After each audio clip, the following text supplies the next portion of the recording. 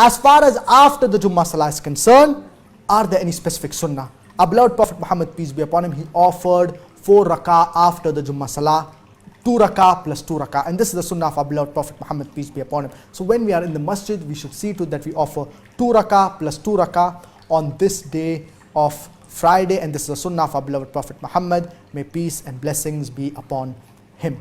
Now this blessed day of Friday, it is a virtuous day. It is a weekly Eid for the believers. And there are various benefits of Friday. In fact, I have done a complete course that is available on the Al-Hidayah platform. And the title is Why a Muslim Cannot Afford to Neglect the Virtues of Friday. We should see to it that we recite Surah Al-Kahf on this day of Friday.